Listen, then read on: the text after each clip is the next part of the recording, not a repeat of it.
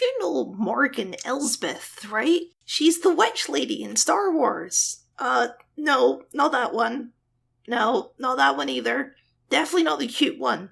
This lady, come on, you remember her. She's been in 3 separate Star Wars shows at this point. She's that person the Mandalorian got that spear from in Season 2. She's Balin's boss in Ashoka. She was half of Tales of the Empire that just came out. You know her.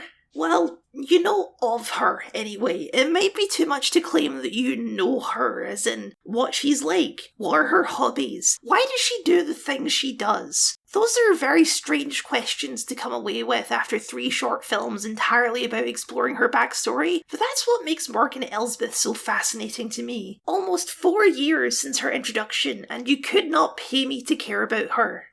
So, I have something of a pet fascination with boring characters. Good characters are easy to talk about. You can talk about their character arc, their personality, their motivations, maybe even the metaphors behind their journey. Bad characters are equally easy to talk about. You just take all that same stuff and flip it so it seems bad. The hardest kind of character to talk about is the character that just has nothing going on. No solid character arc or personality or anything that you can really latch onto, good or bad. These characters generally won't attract love or hate, and most you'll get a, oh yeah, that guy. These sorts of characters fascinate me because I think on some level it's even more of a failure to create a character that no one cares about versus a character that people actively dislike. Morgan Elsbeth is an especially interesting case of this because they could have left her behind several times at this point. She could have been a one-and-done villain in The Mandalorian. She literally died at the end of Ahsoka Season 1, but someone behind the scenes is clearly really invested in making this character happen, and it's just not working out for them. I want to explore why not. So, if you'll indulge me, let's explore everyone's most whatever witch. Alright, so Morgan Elsbeth first appeared in The Mandalorian Season 2 as an evil magistrate of a small town that Ahsoka was trying to liberate. This being Ahsoka's first ever live-action appearance meant that pretty much everything to do with Morgan was thoroughly overshadowed by Ahsoka. Did you remember that Michael Biehn was in this episode? He has a duel with Mando. We did not learn very much about Morgan in this episode, other than that she's cruel, exploits her constituents, and can fight pretty good with a spear. Pretty standard bad guy stuff. And I can honestly say I never expected to see her again. There's nothing wrong with this kind of characterization for a one-off villain. What this episode needed was someone to be evil and to fight Ahsoka at the end, and Morgan fills that role admirably. The lives of these citizens mean nothing to me. Now, because of you, these people will suffer. They already suffer under your rule. This isn't bad writing, it's just obvious writing. Villain of the Week writing. Clone Wars especially is full of one-off characters like this, and they can be some of the most memorable characters in their simple villainy. Morgan isn't that exactly, because Michael Bihn's old veteran gunslinger is way more memorable than her basic evil, but she does have a cool fight scene, which is really why she's here anyway. One of the most important aspects of Morgan is the person who plays her, Diana Lee Inosanto, an extremely prolific stuntwoman and martial artist who happens to be Dan Inosanto's daughter, the guy who taught, among several other famous martial artists, Bruce Lee, who was also her godfather. Basically, she's very, very good at martial arts and fight choreography. Much better than Rosario Dawson, let me tell you. We don't know the behind the scenes quite yet, but her fight scene in Tales of the Empire especially really stands out with its choreography, and I have to assume that she had some involvement in that. On the acting side of things, I don't think she's bad, but she doesn't have a whole lot of range, which is fine for a one-and-done villain, but starts to stretch pretty thin over the course of an entire show, which is one of the several problems with Ashoka. And just so there's no confusion, this is Ahsoka, this is Ashoka. Got it? Morgan's role in Ashoka is pretty much entirely functional. There needs to be someone trying to get Thrawn back, and it's her. Almost all of her scenes before getting to Peridea are just her sending out goons to do her bidding with an evil sneer on her face. And then most of her scenes after finding Thrawn are her asking him obvious questions so Thrawn can explain to the audience what he's doing. Should we not send more troops to support them? During this exile, our numbers have dwindled. Why not allow them to follow? There's no need to waste our resources. I see only our enemies reunited. Let me show you what I see. Ashoka does firmly establish that Morgan is a Night Sister, which is confusing for a lot of reasons, but makes sense as a functional story choice. She needs to know where Thrawn is somehow, and witchy visions are as good a reason as any. But that's really it. Forget any concerns about lore or whatever that people had at the time. Even her role as a Night Sister is a completely utilitarian choice to the story being told. That's really the word for Morgan in Ashoka. Utilitarian. She almost exists to contrast the more interesting villains and make them seem more interesting in comparison to her, so that when she walks off camera to her next stage for her plan, Baylan can turn to Shin and have a much more interesting conversation. She does get a magic power-up and a glowy sword in the last episode, primarily so she can serve as a cool boss fight for Ahsoka, in which she dies. And that's the end of Morgan Elsbeth, having served her purpose and now discarded.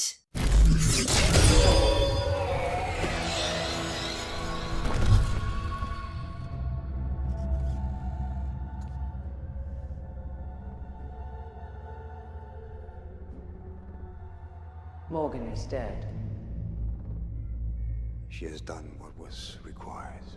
There's something kind of poignant about this ending, I'll confess, that after all she did for Thrawn, he ultimately only ever saw her as a tool and a means to an end. There's a certain tragedy to it, but that still serves more to characterise Thrawn than Morgan herself, with her role as Team Witch being replaced by the much more interesting Great Mothers. So that was Morgan Elsbeth.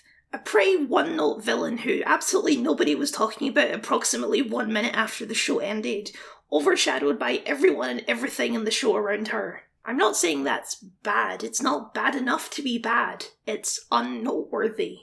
People were happy to see Thrawn or annoyed about his betrayal, people were curious about Baylan or annoyed at another Star Wars mystery box. Nobody was talking about Morgan.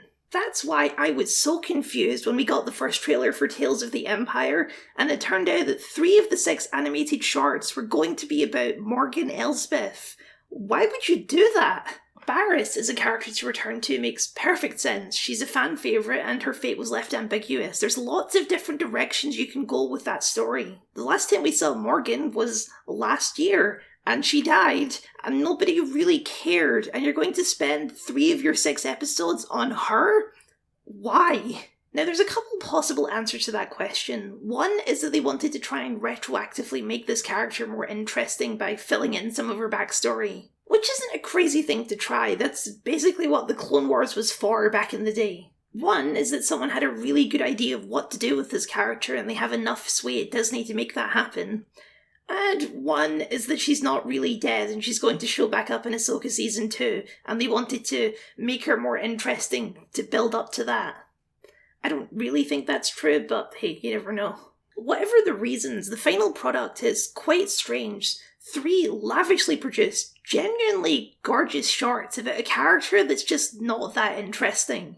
She ends up being overshadowed by the things around her in the shorts that are meant to be about her, and I find that very interesting. Morgan's 3 shorts are The Path of Fear, The Path of Anger, and The Path of Hate. These are, of course, 3 of the steps that Yoda lays out as the path to the dark side, with the unspoken final stage being the path of suffering. The narrative arc is quite clear then, surely. These 3 shorts track Morgan's fall to the dark side, starting with the event that led her down that path, the Night Sister Massacre. There's just one small caveat in that narrative, and that's that Night Sisters don't exactly start from a neutral position. They're not a fully evil cult, but they certainly lean more that way than good. They're big into revenge. That's what ended up getting them massacred in the first place, and it's what the first short explores by contrasting her against another group of witches in the mountains who wear all white and practice a more peaceful version of witchcraft. Morgan's anger and fear inspire some of the younger witches to join her in retrieving some weapons, and they all get killed because of it. You'll note this has absolutely nothing to do with the Empire, which doesn't even exist yet at this point, but we're just going to breeze past that. Once again, it's the effect that Morgan has on other characters that ends up being more interesting than Morgan herself. Her presence as an evil, vengeful witch destabilizes this otherwise peaceful village. Her actual motivations are as simple as can be: revenge for her mum and her people. A revenge which we know she's never going to actually get. The second short covers Morgan's first meeting with Thrawn and the reason she wanted to join the Empire, which is, of course, anger, revenge, and power. She wants to join because she wants an avenue to enact her vengeance upon the galaxy, and Thrawn recognizes that drive could be useful to him.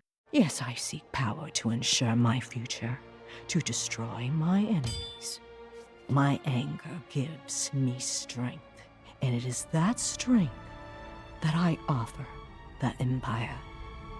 And the third shard takes place just before her appearance in The Mandalorian, when she murders a New Republic envoy trying to take her village away from her, ending with her burning down the forest outside of the village to dramatically make her point that all of the villagers belong to her and her alone. That's kind of the fatal problem with these shards. No matter what happens, Morgan needs to end up as the kind of person who orders the executions of her own people out of pure spite. And while that kind of pure villainy can be fun, it's not very deep. There's a reason we never got an extensive look at the backstory of Dr. Vindy and the events that led to him releasing the Blue Shadow virus. Because you already know everything you need to know about this guy the minute he opens his mouth. The bomb's going off and we're all going to die! Die!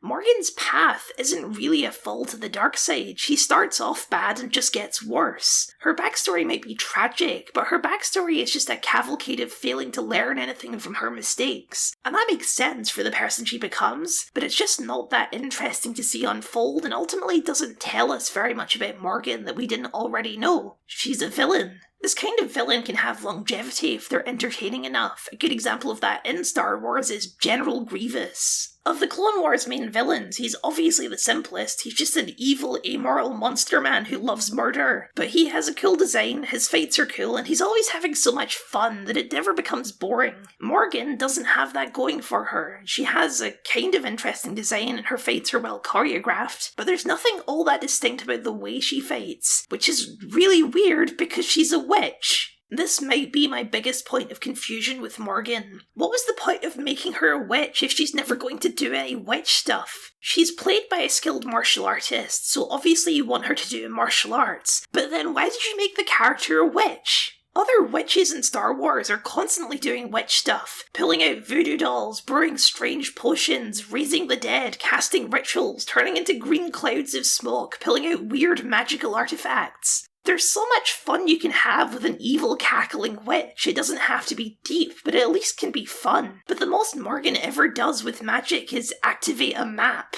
That's why the Great Mothers are immediately so much more interesting. They're doing all sorts of weird witchy stuff that for some reason Morgan never does. They're not particularly deep characters either, but they're visually distinct and they do a bunch of magic, so it's fine. They don't need to be more than that. It just seems like such an obvious missed opportunity. If you want to flesh out a villain, you have to present a compelling reason for that villainy.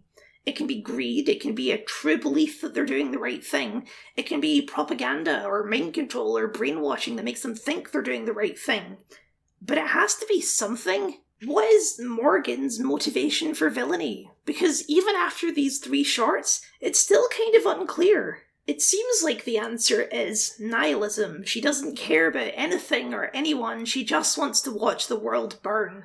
But that doesn't really line up with the person who's willing to sacrifice themselves just because Thrawn asks. That kind of blind loyalty only comes from true belief in the cause, or at least a cause. But what is Morgan Elsbeth's cause? It's being a bad guy. It's not so much a character motivation, but a script motivation. The script needs her to be a bad guy, so she's a bad guy. If Morgan Elsbeth is your favourite character, first of all, I don't believe you. But if she is, I'm not trying to insult you. In fact, I'd be genuinely curious to know why. I just wanted to lay out why I and a lot of other people fail to resonate with this character. It's not because she's badly written, it's because she's blandly written. It's rare that a character like this gets so much focus despite not being that interesting, and I find that interesting. And what is this channel if not a cavalcade of things that I find interesting?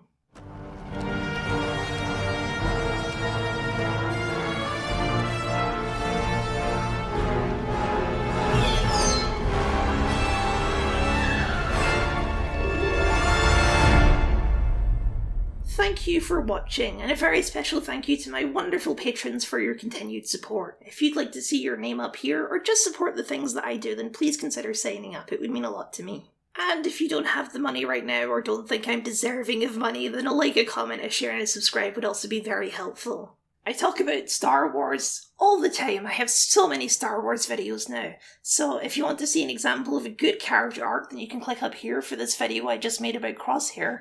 Or for some more stuff on Ashoka, how about this one about Sabine and her newfound Jedi path, and what's that all about?